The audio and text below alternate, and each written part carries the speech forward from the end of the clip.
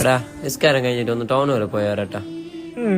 മറ്റന്നാൾ മദ്രസ സ്റ്റാർട്ട് ആവാമല്ലോ. അനിയന് ബാഗ് മേടിക്കാണ്ടായിരുന്നു. നിന്റെ അനിയന് മേടിക്കാനില്ലേ? വേണ്ട, ഇനി മുതൽ അവനെ മദ്രസയിൽ അയക്കില്ലാന്ന് ഉപ്പ പറഞ്ഞായിരുന്നു. ഉപ്പാക്കും ഉസ്താദിനും കമ്മിറ്റി പരമായ എന്തോ പ്രശ്നമുണ്ട്. താജുദ്ദീൻ, ആ ഗേട്ടോ നടക്കണേ പോകുമ്പോ. ആ ശരി ഉസ്താ.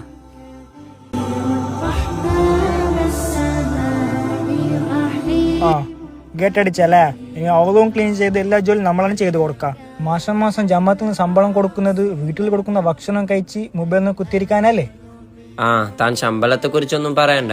താൻ എന്താ വിചാരിച്ചേ? ഉസ്താദന്മാർക്ക് മാസം മാസം ലക്ഷങ്ങൾ കൊടുക്കുന്നെന്നാണോ? തനിക്കറിയോ, ഏറ്റവും തുച്ഛമായ ശമ്പളമാണ് ഞാൻ ഉസ്താദന്മാർക്ക് കൊടുക്കുന്നത്. ബേക്കറിയിലോ ഏതോ കടയിലോ സെയിൽസ്മാനെ വർക്ക് ചെയ്യുന്ന ആളുകൾക്ക് 20,000 30,000 സാലറി ഉണ്ട്. പക്ഷേ നമുക്ക് ഇൽമു പഠിപ്പിച്ചു തരുന്ന ദീനപരമായ കാര്യം പറഞ്ഞു തരുന്ന ഉസ്താദന്മാർക്ക് 15,000 മുകളിൽ സാലറി കൊടുക്കാനായില്ലല്ലോ എന്ന് വിചാരിക്കുമ്പോഴാണ് വിഷമം തോന്നുന്നത്. ഇതും പോരാഞ്ഞിട്ട് ഏറ്റവും കൂടുതൽ കുറ്റപ്പെടുത്തൽക്ക് ഇരയാവുന്നതും നമ്മൾ ഉസ്താദന്മാർ തന്നെയാണ്. ചോദിക്കുമ്പോൾ എല്ലാവരും പറയുമല്ലോ ഉസ്താദിന്റെ ശമ്പളത്തിന് ബർക്കത്ത് കൂടുതലാണെന്ന്. വീട്ടിലേക്ക് എന്തെങ്കിലും സാധനം മേടിക്കുമ്പോൾ ഉസ്താദന്മാർക്ക് പ്രത്യേകിച്ചിട്ട് ഡിസ്കൗണ്ട് ഒന്നും ഉണ്ടാവാറില്ല. നമ്മൾ കൊടുക്കുന്ന അതേ വിലയാണ് അവരും കൊടുത്ത് സാധനം വാങ്ങുന്നത്. അവർക്കും കുടുംബങ്ങളുണ്ട്, കുട്ടികളുണ്ട്, മക്കളെ കെട്ടിച്ചയക്കേണ്ടതുണ്ട്, വീട് നിർമ്മിക്കേണ്ടതുണ്ട്. ഈ തുച്ഛമായ ശമ്പളം കൊണ്ട് ഇതൊക്കെ എങ്ങനെ സാധിക്കുന്നു?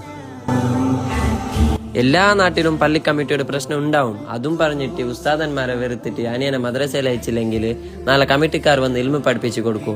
ആർക്കാ നഷ്ടം? ഉസ്താദിനാ. ഞങ്ങൾക്കൊക്കെ ഒരു വിചാരമുണ്ട്, പള്ളിയിൽ സേവനം ചെയ്യുന്ന ഉസ്താദന്മാർ നമ്മൾ അടിമകളാണെന്ന്. അത് മാറണം ഇൻഷാ അല്ലാഹ്.